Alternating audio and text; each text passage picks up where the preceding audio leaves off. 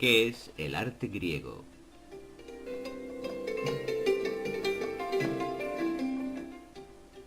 El arte griego constituye uno de los pilares esenciales del arte occidental.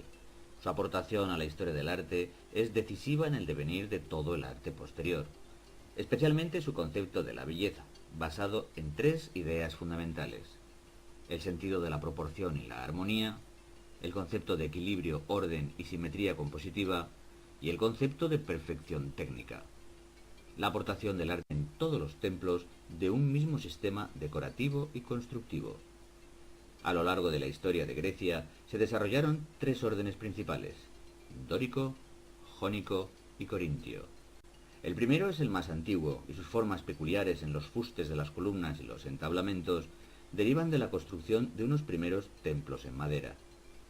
Consta de un soporte formado por columna con estrías y éntasis, que apoya directamente sobre el crepidoma, un capitel de moldura convexa y un entablamento adintelado constituido por un arquitrabe liso, un friso con triglifos y metopas y una cornisa volada. El orden jónico surge a mediados del siglo VI a.C., con un mayor grado de estilización y elegancia ornamental. Presenta una columna que apea sobre basa e incluye acanaladuras en su fuste, capitel historiado con roleos y volutas, y un entablamento igualmente adintelado, con arquitrabe a tres bandas, friso liso y cornisa volada.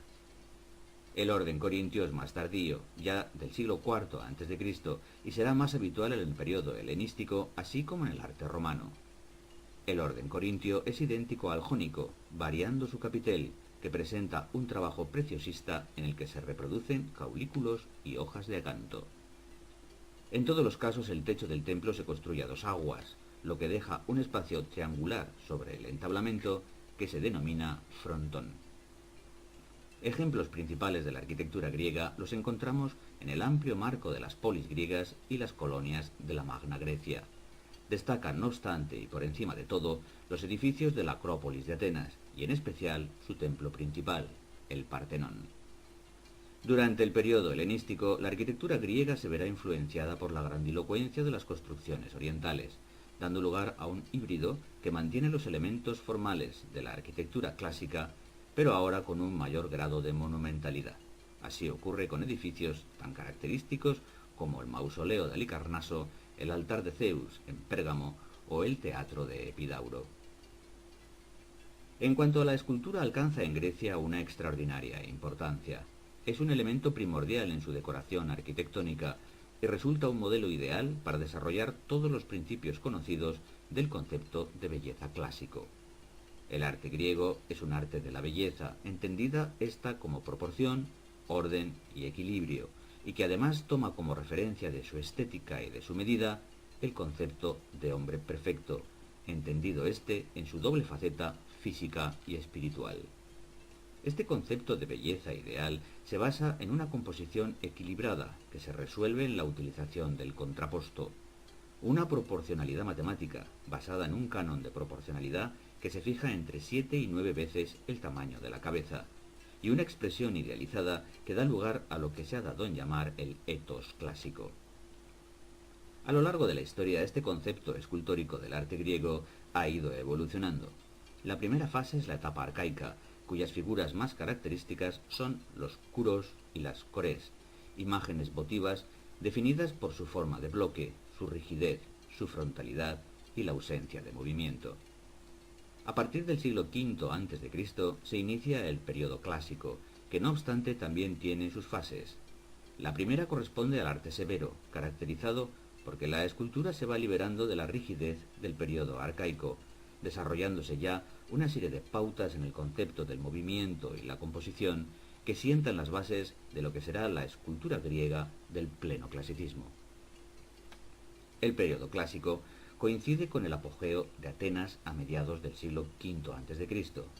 Aparecen entonces las figuras más sobresalientes de la escultura griega, como Fidias, Mirón o Policleto, y sus obras fijan para siempre los ideales de belleza y perfección técnica que definen el arte clásico. El final del siglo V a.C. será ya una etapa marcada por el declive de Atenas y la crisis que provocan las guerras del Peloponeso. De ahí también un cambio en el patrón inmutable del modelo clásico, que tiende ahora a una estatuaria de cánones más estilizados, en las que se acentúa el movimiento y se buscan sensaciones de desequilibrio que rompen la armonía. Nombres como Praxíteles, Scopas, Leócares o Lisipo conservan, no obstante, la grandeza de la escultura griega. Durante el periodo helenístico, también la escultura sufrirá cambios muy notables respecto al modelo clásico. No solo se rompen definitivamente los principios clásicos de armonía, proporción y equilibrio, sino que también cambian los temas, ahora muy variados y sencillos, y lo que resulta más novedoso, la expresión gestual. Se abandona por fin el idealismo tan característico de la escultura griega y se suple ahora por una postura más exagerada y gesticulante. En una palabra, se sustituye el ethos por el pathos. Por último, no puede hablarse de arte griego sin hacer una referencia a su aportación cerámica.